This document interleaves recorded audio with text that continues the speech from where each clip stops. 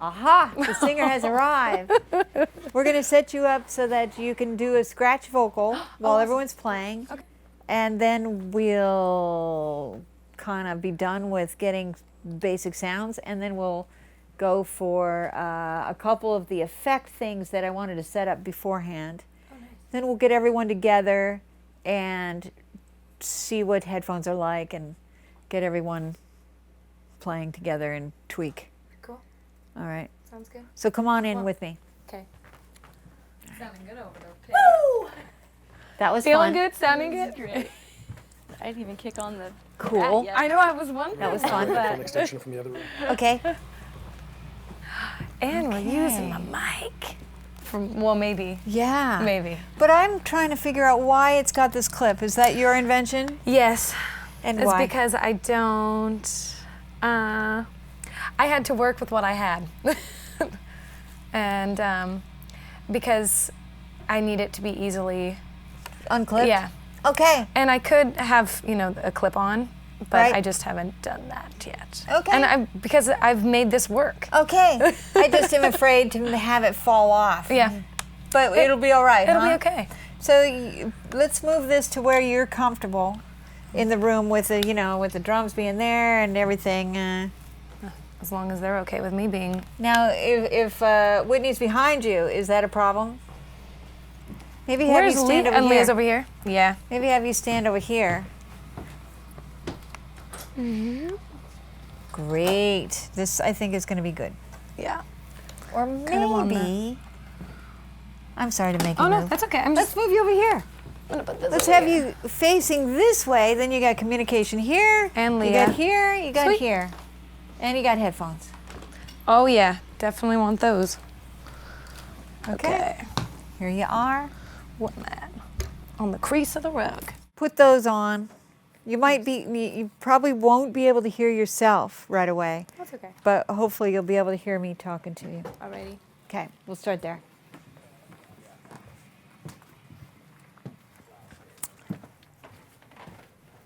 Okay.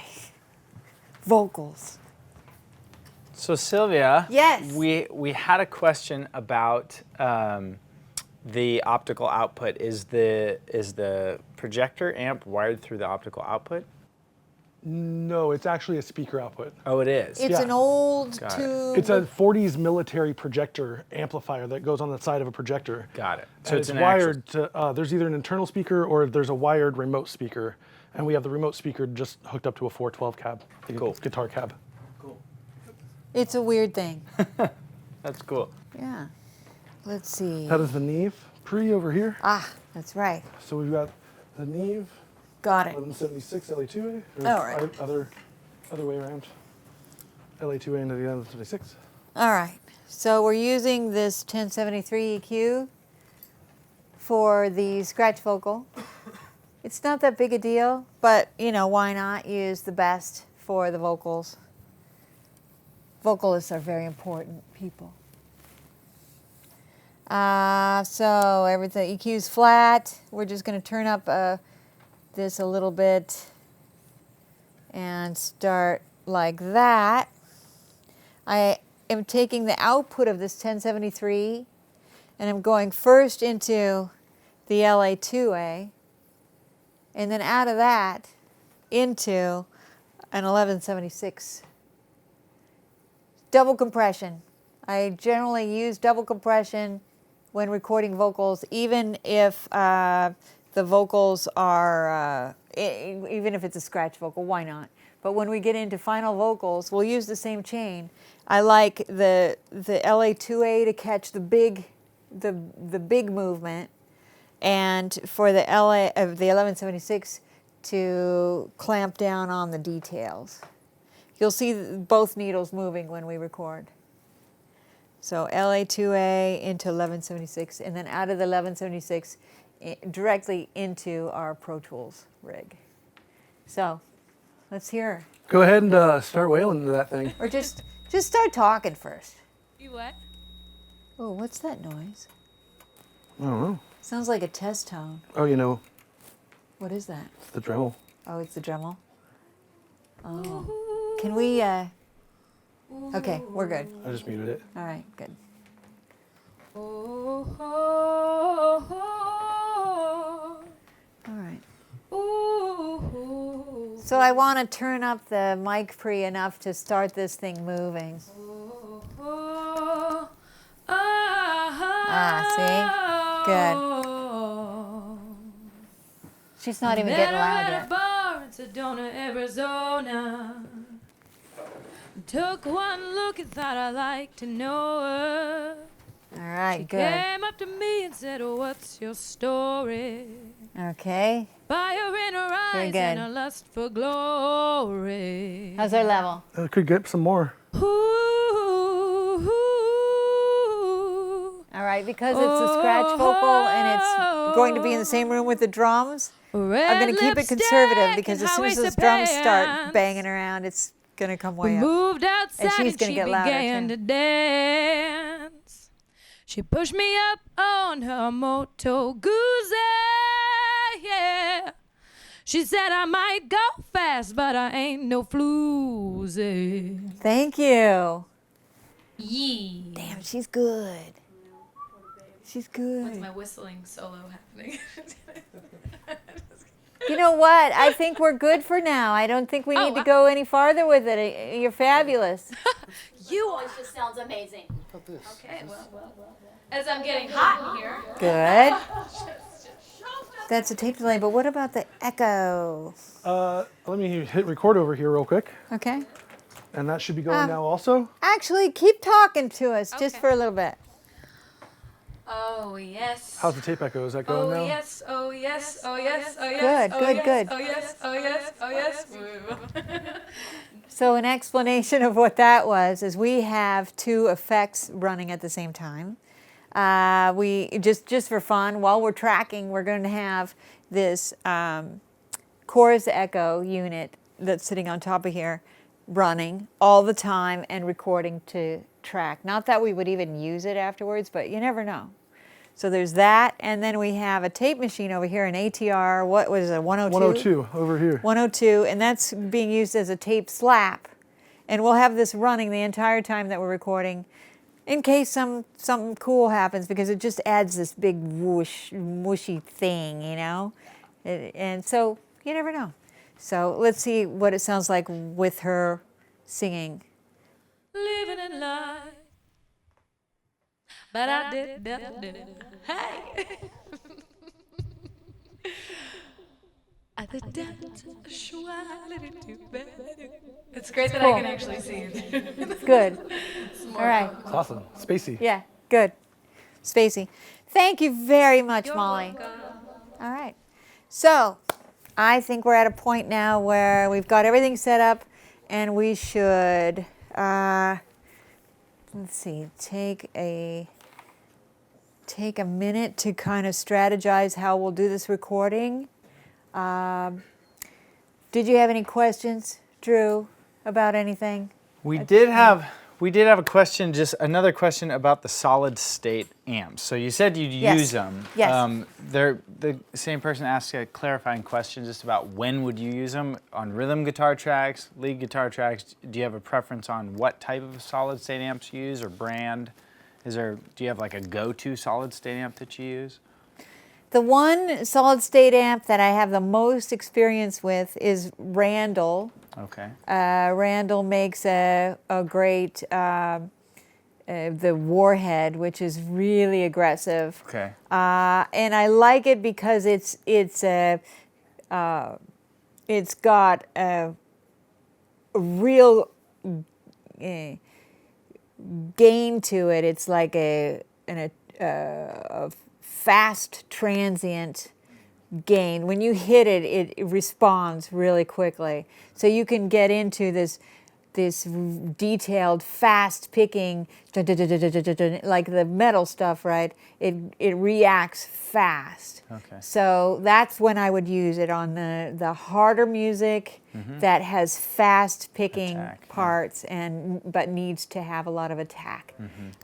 So yeah, my experience with the Randall amps has been really good for that. The Dimebag Warhead was the one that I I really used quite a bit. Okay. But I would always use a solid state amp along with a tube amp through a splitter, and then I would record both, and then I would have a choice of one or the other.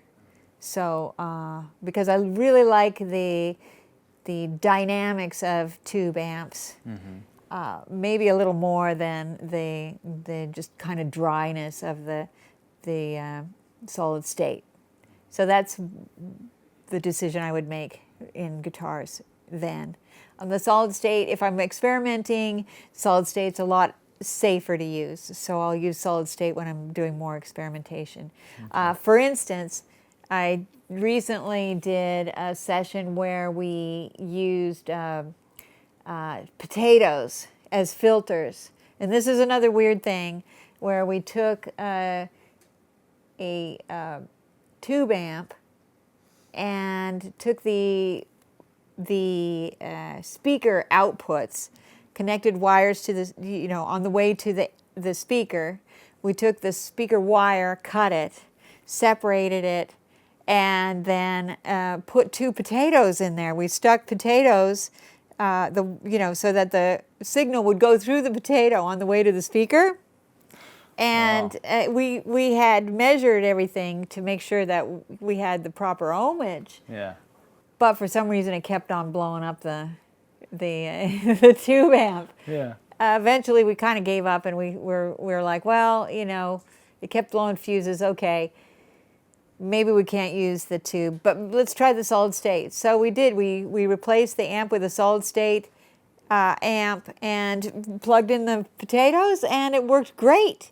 So the audio goes through the potatoes on the way to the speaker, and the sound comes right out. And it's got a kind of it actually did change the sound. It lowered the volume for one, but it made the sound a little sweeter. I don't know if they were sweet potatoes or what, but we had 2 potatoes, so there was a positive potato and a negative potato on one side or the other of the speaker wire.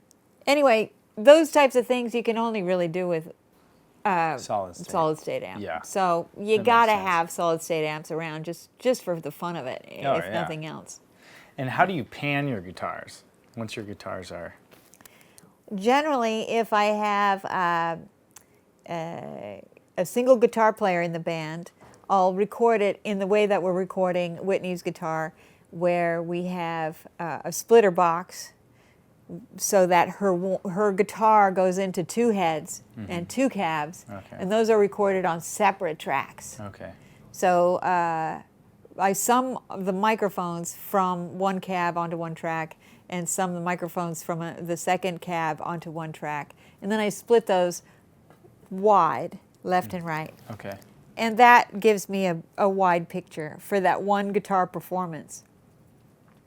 Then if I want to make the choruses bigger, I'll blend all the mics from all the cabs onto one track. Okay. And then start building track by track. Let's say I want the chorus to be bigger. I've already recorded the main rhythm from beginning to end in the song, but I want the chorus to be bigger, so I'll record 2 more rhythm tracks in the choruses, combining all these mics onto one track, and then I'll double that. Okay. So if I had a whiteboard, I'd show you exactly how that. We'll see But- if we can find you one. Yeah, actually, I see one back there, but maybe we'll dig it out and Yeah, for the next that'd be cool to segment. see. Yeah. Cool. But basically, I have the main guitar kind of in the center, and then when the choruses come, I want it to be wider, so I'll have 2 more guitars appear far left and far right to just make to widen Yep. and to give some excitement and dynamics Create to the picture. space. Yeah. Yeah. Yeah. And then as soon as the chorus is done, then it comes back to the single guitar. Okay. Yep. Yep. And I might actually double, I might quadruple, I might layer it with high parts, color parts, or other guitars Okay. to widen it and make it more colorful and bigger. Okay. Yeah. Cool. We have a couple questions about the attack and release settings on the 76. Yes. Could you go over those again and just kind of talk about why you did set it up the way that you did? Yes, and I haven't really looked at that carefully right now, but generally Okay. I like a fast attack Okay. and a slow release on the 1176s. As soon as everyone is in the room together, I'll really get into details on that. But in general, yes, I'll dial it all the way down so there's a fast attack and a slow release on the 1176. That works really good with plugins too. I mean, I think that the Bomb Factory plugins react close to Yeah. what you get in the rack. Okay. On one of these 1176s, I think it's on a drum track, one of the drum effect mics. I've got all 4 ratio buttons pushed in just to give it that crazy kind of thing. Yeah. But I think everything else is pretty much just at the lowest point, just as a starting point for us. Okay. Is there a reason you went through the LA2A first and then the 1176 versus Yeah. the other way around? I think that using the big fat tubey kind of compressor first just kind of knocks down the big stuff. And it's slow, so it doesn't get all it doesn't react quick enough. So what the LA2A doesn't get, then I have the 1176 after it that will catch all that. Oh, okay. And it's faster. Okay. But it doesn't clamp it. You know, I don't want it to be completely clamped. I want there to be kind of a soft movement in controlling the volume. And by using 2 compressors, you know, the soft one and then the harder one chained together, the vocalist can have a quiet passage and then get really loud. And it's not going to distort, yet the quiet stuff will be brought up so you can hear it. I have no idea how what kind of performance she's going to give me, so I kind of want to have that kind of safety net so we can just get started, get recording, and if there's something great right out of the gate, that we're not going to miss it, because I want to record everything.